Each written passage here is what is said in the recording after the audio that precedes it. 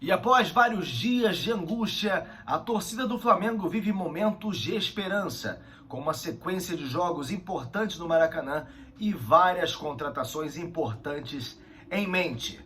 Meus irmãos rubro-negros, sejam muito bem-vindos a mais um vídeo do canal, o Dom Ian Saudações Rubro-Negras. E no vídeo de hoje vou falar a respeito de La Cruz. Claro, você já está sabendo bastante a respeito dele, mas eu vou trazer outras informações sobre essa que pode ser a maior contratação desta próxima janela de transferências. Vou falar também sobre outros jogadores do Flamengo que estão com o contrato encerrando, além de outras informações relacionadas ao nosso clube de coração, o Clube de Regatas do Flamengo. Mas eu quero pedir a você para que siga o canal Dom Ian Saudações Rubro-Negras, deixe o like no vídeo também. Para você que não me conhece, eu sou Dom Ian, advogado fanático pelo Flamengo, por isso que às vezes você vai me ver em alguns vídeos de gravata e com um manto sagrado por cima da camisa, porque eu gravo às vezes durante o trabalho, quando venho em casa, gravo às vezes do escritório.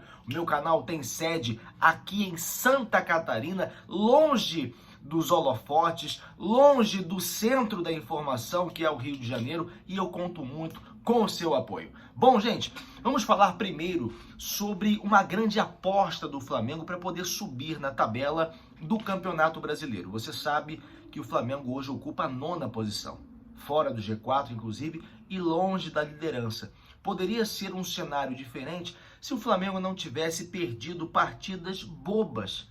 Nós tivemos derrotas, já com o Sampaoli, que não deveriam ter acontecido. Eu ouso dizer que foram derrotas injustas. Cito, por exemplo, a derrota contra o Internacional. Inter que está numa draga danada, inclusive agora, só serviu para ganhar aquele jogo. Aquela derrota contra o Botafogo. A derrota contra o Atlético Paranaense. Se nós tivéssemos esses 9 pontos, estaríamos ali nas cabeças.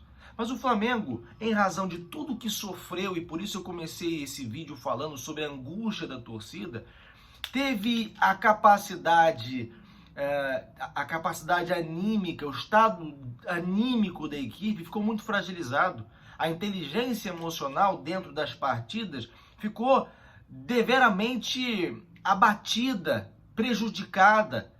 E sobre isso eu tratei em vários vídeos. Falta inteligência emocional a essa equipe, porque ela, embora já esteja jogando bem, sob o comando do novo técnico, não consegue vencer as adversidades dentro de campo. Agora, após 2 derrotas seguidas, tudo bem que contra o Bahia ainda assim não jogou bem, mas nós temos aí a partida já na Copa do Brasil contra o Fluminense, que reacendeu o ânimo, que reacendeu a esperança de um bom futebol. Agora, me parece, e em especial pela partida das oitavas de final da Copa do Brasil, que o Flamengo tem aí um novo momento. E tem que aproveitar, especialmente no Campeonato Brasileiro, porque o Flamengo terá uma sequência de 4 jogos seguidos. 4 jogos seguidos dentro do Maracanã, gente. Então, o Flamengo precisa aproveitar esse momento. O Flamengo vai encarar o Corinthians, depois encara o Cruzeiro, que está jogando bem até, quase impôs uma derrota ao Grêmio dentro de casa, também pelas oitavas da Copa do Brasil. Não fosse aquele golaço genial do Soares. Então encara o Corinthians, Cruzeiro, Vasco e Grêmio no Maracanã. O Flamengo que já chega aí à marca de 300 jogos nesse novo Maracanã após a reforma em 2013. Então, o Flamengo tem que aproveitar e se aproximar o máximo possível do G4 para que a gente ainda possa atingir a liderança. Não é impossível, é claro que é difícil.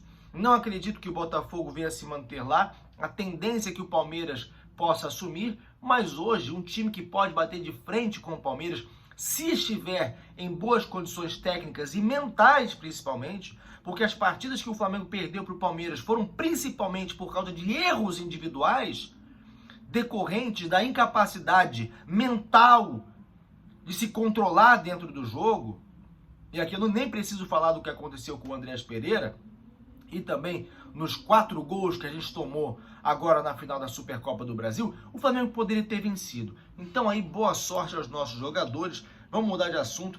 Vamos falar agora sobre o contrato do Davi Luiz. Nós temos alguns jogadores importantes de nome que tem o contrato vencendo em 2023, especificamente em relação ao Davi Luiz. Já falei para vocês que existe uma cláusula no contrato dele que impõe uma renovação automática caso ele venha jogar 20 partidas nessa temporada e pelo menos 45 minutos em cada uma dessas partidas. Já jogou 18, faltariam 2 partidas para que esse contrato fosse renovado automaticamente. Só que tem gente que está se apoiando em uma possível renegociação dessa cláusula. Porque existem portais que falam que essa cláusula pode ser renegociada a qualquer momento, como fez o Globoesporte.com. Acontece, gente, que jornalista, ele joga informação muitas vezes sem embasamento técnico. Jornalista, e eu respeito muito jornalistas, eu tenho uma veia jornalística, fiz um semestre de jornalismo antes de ir para o direito, inclusive. Jornalista fala de tudo sem ter conhecimento aprofundado sobre nada. Essa que é a grande realidade, em sua grande maioria. E aqui eu quero pontuar uma coisa. A renegociação de uma cláusula, para que ela aconteça, ela depende da vontade de ambas as partes.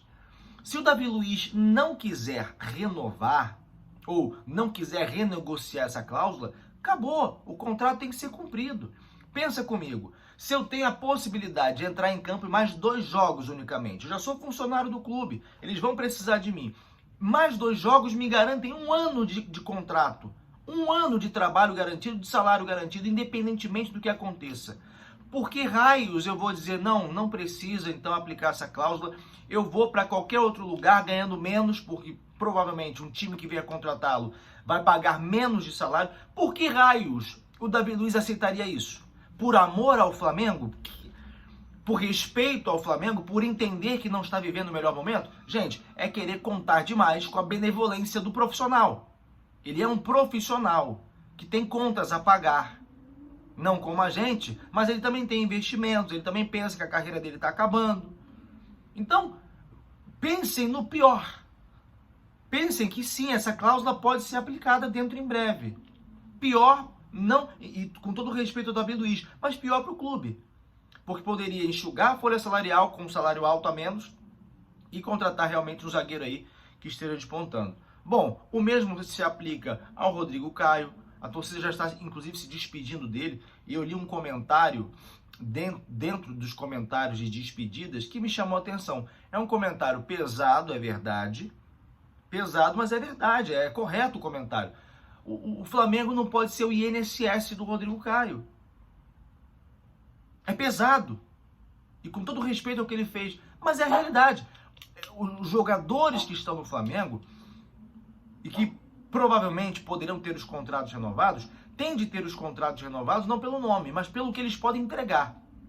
Então a torcida, inclusive, já se despede do Rodrigo Caio. Em relação ao Bruno Henrique, embora eu também acredite que não venha mais ser o mesmo Bruno Henrique, é preciso dar um pouco mais de tempo. Calhou que a volta dele acontece no momento em que o contrato já está prestes a findar também.